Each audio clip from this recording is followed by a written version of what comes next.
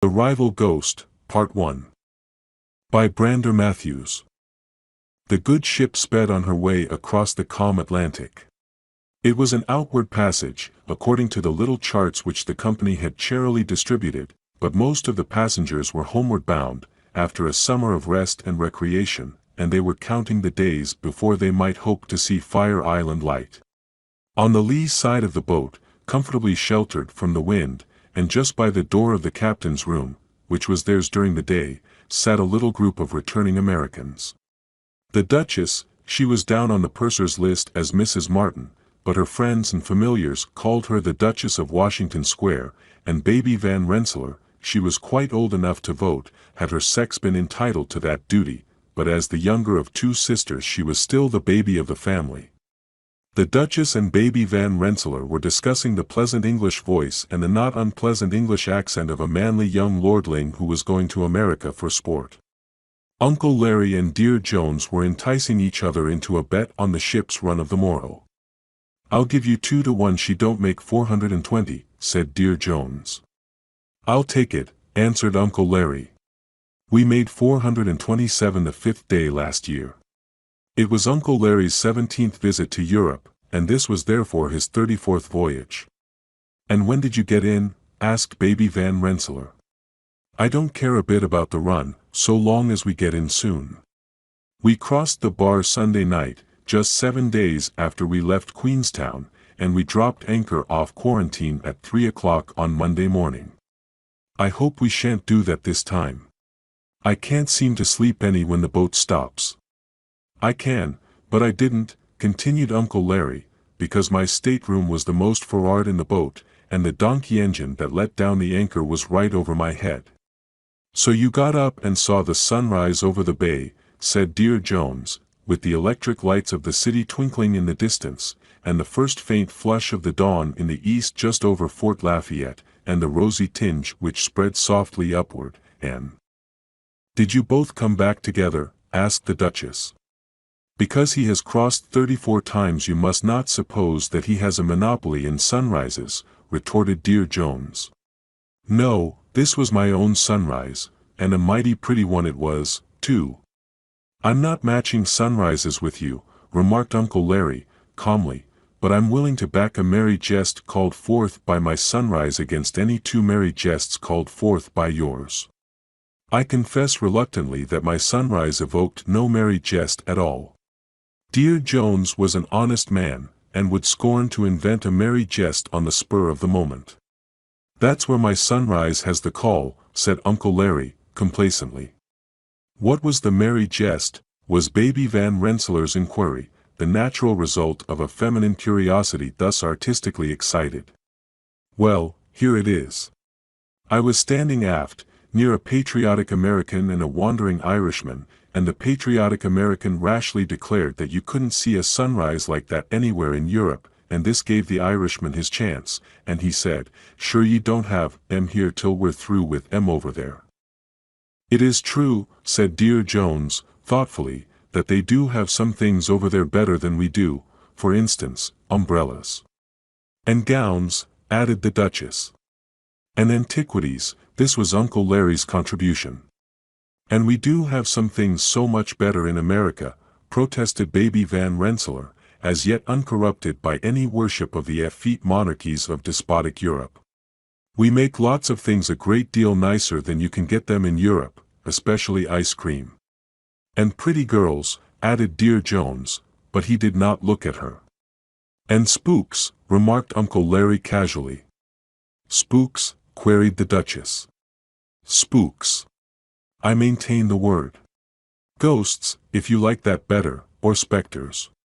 We turn out the best quality of spook." "You forget the lovely ghost stories about the Rhine, and the Black Forest," interrupted Miss Van Rensselaer, with feminine inconsistency. "I remember the Rhine and the Black Forest and all the other haunts of elves and fairies and hobgoblins, but for good honest spooks there is no place like home. And what differentiates our spook, Spiritus Americanus, from the ordinary ghost of literature is that it responds to the American sense of humor. Take Irving's stories for example. The Headless Horseman, that's a comic ghost story. And Rip Van Winkle, consider what humor, and what good humor, there is in the telling of his meeting with the goblin crew of Hendrik Hudson's men. A still better example of this American way of dealing with legend and mystery is the marvelous tale of the rival ghosts. The rival ghosts, queried the Duchess and Baby Van Rensselaer together. Who were they? Didn't I ever tell you about them? Answered Uncle Larry, a gleam of approaching joy flashing from his eye. Since he is bound to tell us sooner or later, we'd better be resigned and hear it now, said Dear Jones. If you are not more eager, I won't tell it at all. Oh, do, Uncle Larry, you know I just dote on ghost stories, pleaded Baby Van Rensselaer. Once upon a time, began Uncle Larry, in fact, a very few years ago, there lived in the thriving town of New York a young American called Duncan, Eliphalet Duncan. Like his name, he was half Yankee and half Scotch, and naturally he was a lawyer, and had come to New York to make his way. His father was a Scotchman, who had come over and settled in Boston, and married a Salem girl. When Eliphalet Duncan was about 20 he lost both of his parents. His father left him with enough money to give him a start, and a strong feeling of pride in his Scotch birth. You see, there was a title in the family in Scotland, and although Eliphalet's father was the younger son of a younger son, yet he always remembered, and always bade his only son to remember, that his ancestry was noble. His mother left him her full share of Yankee grit, and a little house in Salem which has belonged to her family for more than 200 years. She was a Hitchcock, and the Hitchcocks had been settled in Salem since the year 1. It was a great-great-grandfather of Mr. Eliphalet Hitchcock who was foremost in the time of the Salem witchcraft craze. And this little old house which she left to my friend Eliphalet Duncan was haunted by the ghost of one of the witches, of course, interrupted Dear Jones. Now how could it be the ghost of a witch, since the witches were all burned at the stake? You never heard of anybody who was burned having a ghost, did you? That's an argument in favor of cremation, at any rate, replied Jones, evading the direct question. It is, if you don't like ghosts. I do, said Baby Van Rensselaer. And so do I, added Uncle Larry. I love a ghost as dearly as an Englishman loves a lord.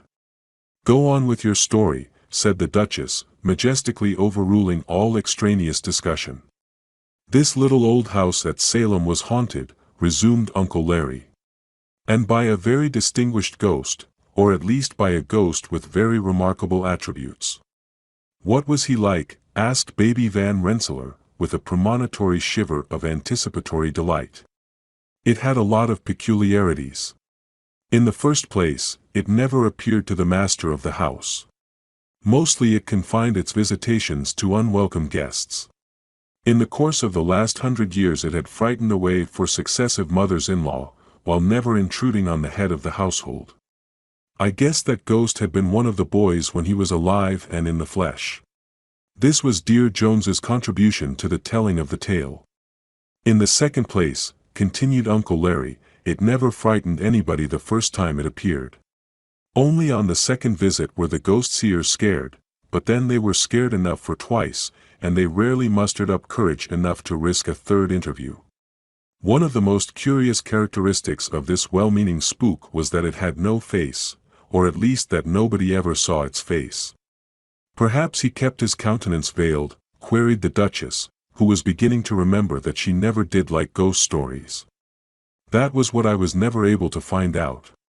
I have asked several people who saw the ghost, and none of them could tell me anything about its face, and yet while in its presence they never noticed its features, and never remarked on their absence or concealment.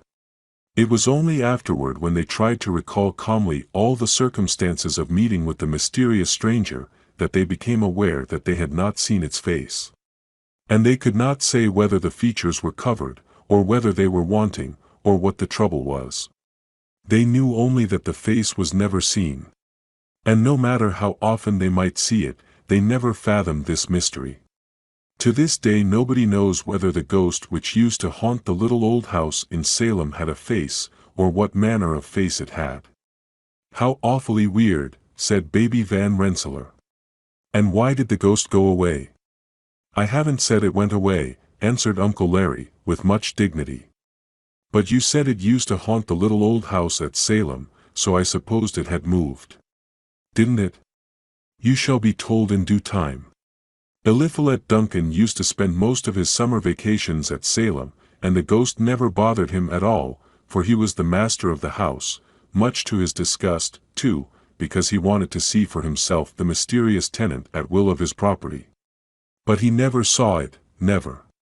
He arranged with friends to call him whenever it might appear, and he slept in the next room with the door open, and yet when their frightened cries waked him the ghost was gone, and his only reward was to hear reproachful sighs as soon as he went back to bed. You see, the ghost thought it was not fair of Eliphalet to seek an introduction which was plainly unwelcome. Dear Jones interrupted the storyteller by getting up and tucking a heavy rug snugly around baby Van Rensselaer's feet, for the sky was now overcast and gray, and the air was damp and penetrating. One fine spring morning, pursued Uncle Larry, Eliphalet Duncan received great news. I told you that there was a title in the family in Scotland, and that Eliphalet's father was the younger son of a younger son. Well, it happened that all Eliphalet's father's brothers and uncles had died off without male issue except the eldest son of the eldest, and he, of course, bore the title, and was Baron Duncan of Duncan. Now the great news that Eliphalet Duncan received in New York one fine spring morning was that Baron Duncan and his only son had been yachting in the Hebrides, and they had been caught in a black squall, and they were both dead. So my friend Eliphalet Duncan inherited the title and the estates. How romantic, said the Duchess. So he was a baron. Well, answered Uncle Larry, he was a baron if he chose. But he didn't choose. More fool he, said Dear Jones sententiously.